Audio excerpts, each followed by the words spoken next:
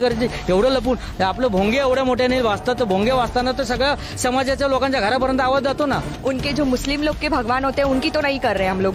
अगर बाहर भी दरगाह में भजेगा, नमाज रहता है, 5 टाइम बजता है, उधर तो नहीं बोलने जा सकते ना वो लोग। हम तो एक टाइम मंडे को एक टाइम आरती करते हैं, वो भी शाम को। मला मलबारी पोलीस स्टेशनचं सहकार्य असतो, पण एक काही ऑफिसर्स आहेत जे नास्तिक प्रवृत्तीचे असतात किंवा माहित नाही त्यांना आपल्या हिंदू धर्माबद्दल आपल्या देवांबद्दल एवढा द्वेष का। बाकीच्या दिवशी आहे ना 10-15 मिनिटाची आरती असते, ती आरती असते फक्त ब्राह्मण बोलतो। आणि समोरची जी आरती आहे ना त्याच्यामध्ये नगाडा 3-4 डमरू आहेत, आता तुम्हाला दिले, आणि टाळ, बस एवढंच आहे।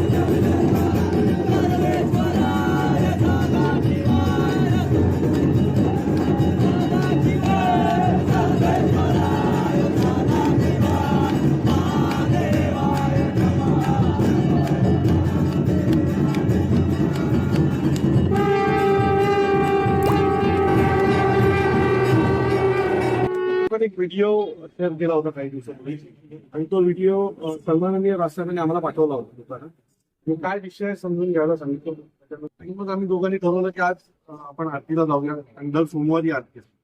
तो आलो, एक अतिशय उत्तम वातावरण होतं। एक तरुण मुलं खरंच ह्या सगळ्यांपासून आता लांब आहेत, की मुलं देखील आज मोठ्या प्रमाणात मला इथे दिसली, आणि मला असं वाटतं की आठवड्यातनं एकदा आरती करायला काय हरकत नाही ना देवाची। आणि असं नाहीये की पहाटे 6ला आमची आरती लागते आणि रात्री 12 वाजता लागते।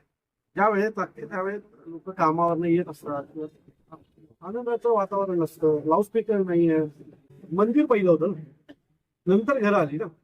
तो मंदिर जर पहिलं होतं तर पहिला अधिकार त्या मंदिरात देवाचा आहे आरती करण्याचा। तुम्ही घरं घेताना विचार करा की ते मंदिर आहेत का, तुम्हाला ज्या ज्या गोष्टीचा त्रास होतो अशा गोष्टींपासून खंडाळा, लोणावळा, अलिबाग अशा ठिकाणी जाऊन राहा। जर तुम्ही देवाच्या नगरीमध्ये घर घेत असाल तर आरतीला तुम्हाला यावं लागेल, आरती ऐकावी लागेल, देव तुमच्या दारापर्यंत पोहोचवेल। हिंदू म्हणून जर आम्ही इथे आलो असतो तर आम्ही या आरतीला, जी आरती होते आणि जिला जो काही विरोध होत होता त्याला पाठिंबा द्यायला आलो होतो। आणि प्रत्येक हिंदूला आमची विनंती आहे की आपण आपला धर्म टिकवला पाहिजे।